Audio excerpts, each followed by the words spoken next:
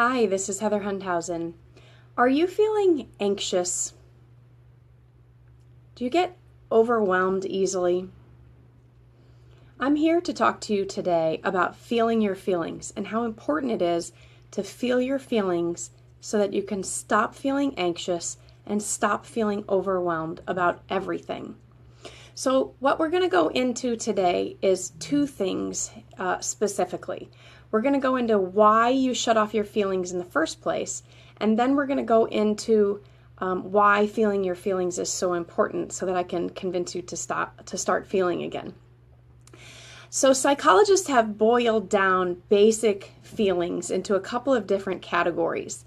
And they argue about what those basic categories are. But for me, I'm going to go with anger, sadness, fear, shame, and joy. Hi, Steve. I see you. It's kind of like that Disney movie, Inside Out. So we don't have to go into how each moment has purpose and directs you, because I do that in my coaching program. So I'm not going to take time to do that right now. We can go into that later together on an individual basis when you work with me. But I definitely want to show you why you're shutting them off in the first place. So for women, as a woman, how ladylike is it to show your anger, right? And to really let somebody have it. Just show them how angry you are. And a lot of my clients, when I'm showing them about anger, they get upset and they say, you know what? My dad or my mom or someone in the house was really angry and it was destructive and it hurt me and it hurt other people. So I'm not going to do that. I'm not going to ever let myself get that angry. And so what has ended up happening is they're pushing their anger down and they're not allowing themselves to feel anger at all. The other day I did the training in here about boundaries, and I hope that you opted in for the boundaries training, which is a completely different training. So that's on the boundaries day, but feeling your feelings is really, really important when you want to set boundaries. And I was working with a woman the other night about feeling her anger, and she just was refusing to feel her anger because she had so much judgment about what it meant to get angry. And for her, getting angry meant hurting people.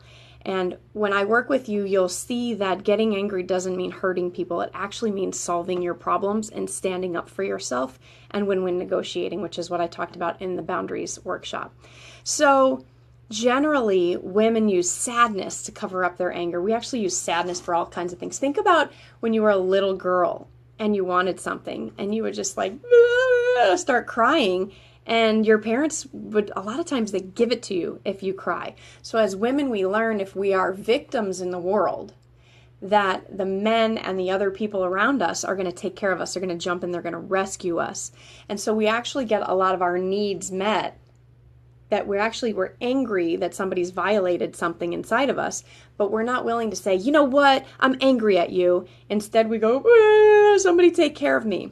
So our anger is actually hidden by our sadness. Hi, Louisa, I see you too. Okay, so shame is the trickiest, in my opinion. It's the trickiest human emotion. Brene Brown has done so much research about shame. I love reading her stuff. I highly recommend all of that. I take what she researches and I put it in my workshop so that we're actually experientially working with shame, because this is what she says about shame, and it's so true.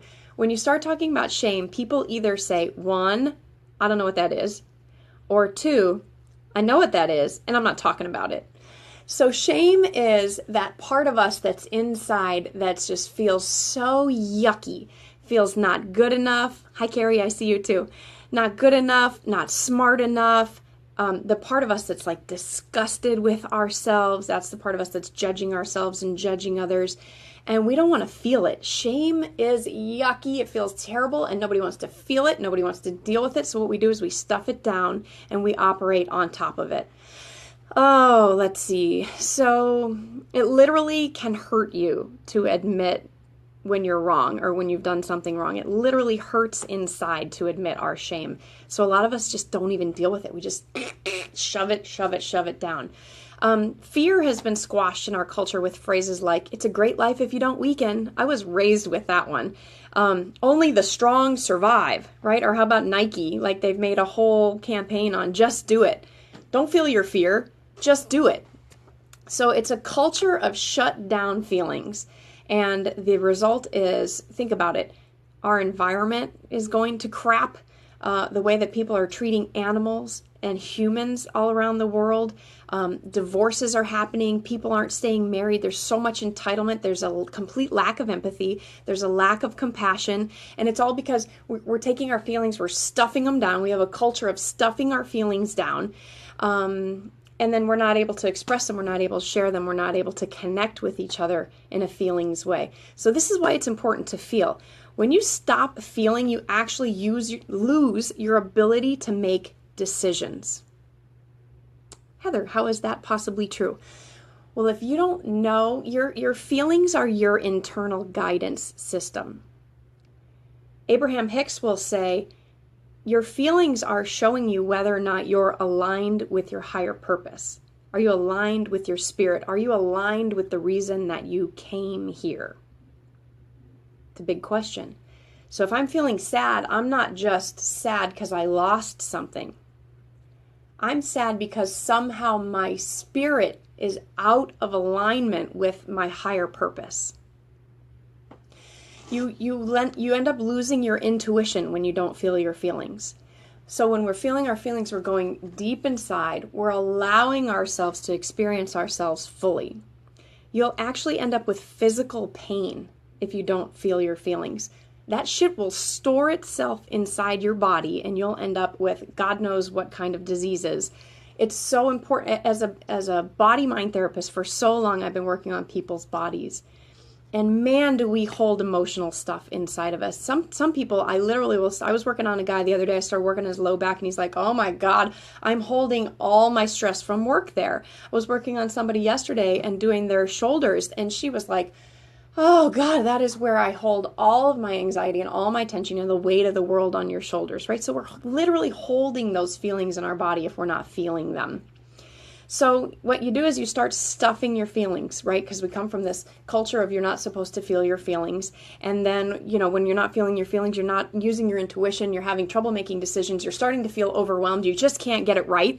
And so you stuff your feelings because you don't want to deal with any of this. And so what we do is we numb ourselves out and we watch TV. Or we gamble. Or we drink.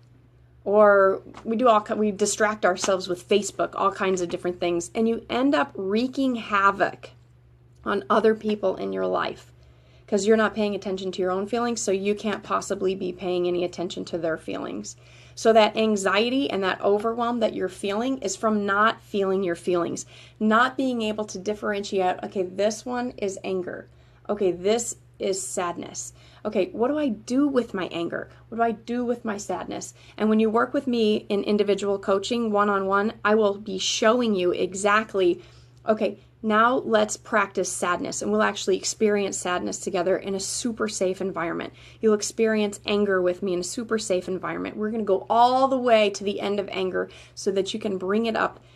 Like in an instant, you recognize what your anger is. And so as you're living your life, you're going, you know what? I know that's my anger, and I know that I'm not okay with this.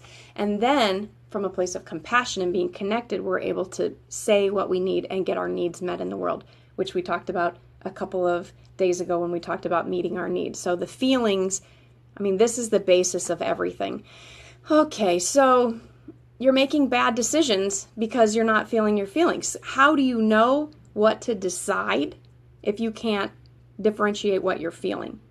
How do you know how to proceed in your life, how to move forward with feeling confident and making good decisions if you don't even know why you're sad or why you're angry? If you just let yourself be overwhelmed, you can't possibly make good decisions. So I want to invite you guys, if you're ready to stop hurting yourself and ready to stop hurting other people by not feeling your feelings and feeling so overwhelmed and feeling so anxious, I want you to come and work with me. I want to show you how you can start really feeling your feelings. I want to show you how to make decisions that you can feel proud of. And I want to show you how to follow your intuition so that you can feel confident. So I hope that this helps. I would love for you guys to put in the comments what you're getting from this. Let's start with anger. How many people who are watching struggle with feeling their anger? Anybody? I know there's a delay on Facebook, so.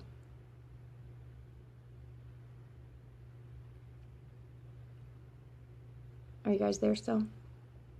Well, why don't we just put in the comments. If you struggle with feeling your anger, make a comment and let's talk about how is this something that you're going to be able to shift.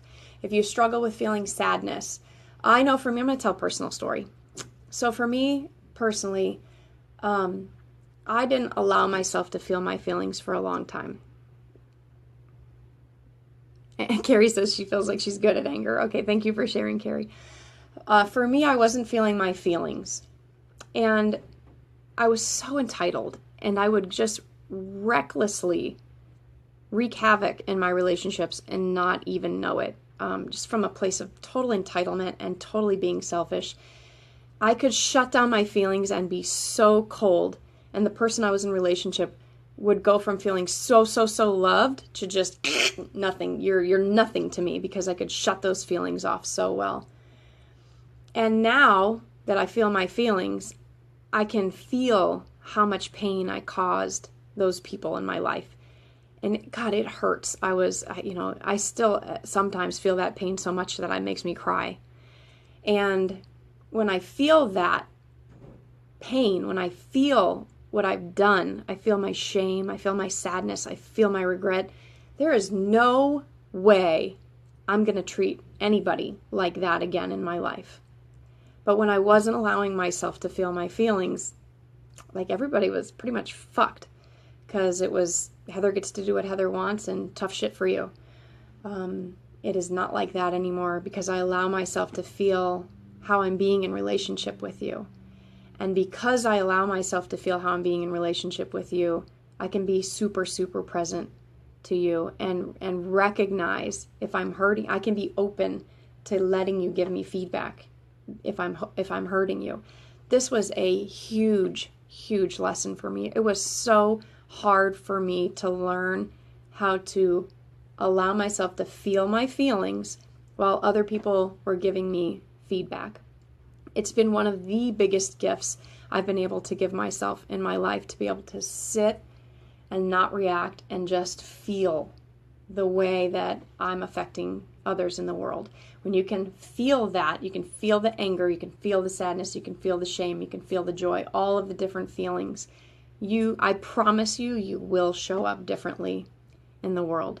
So I love you guys. Thank you for watching and being here. Tomorrow I would like to, we're going to do some work on habits and commitments, and how when you have what I like to call them high performance habits and commitments, when you have those for yourself, this is such an amazing way of loving yourself. So we're going to be talking more about how you can really love yourself by being in integrity with yourself, by keeping with your commitments, and forming habits to really take care of yourself and love yourself. A lot of us didn't learn how to do that as kids, and it's time for us to take care of ourselves. So thanks for watching, and I'll be with you guys again tomorrow. Have a wonderful day. Put in the comments how you're going to feel your feelings today, and I'll check back with you guys later. Bye.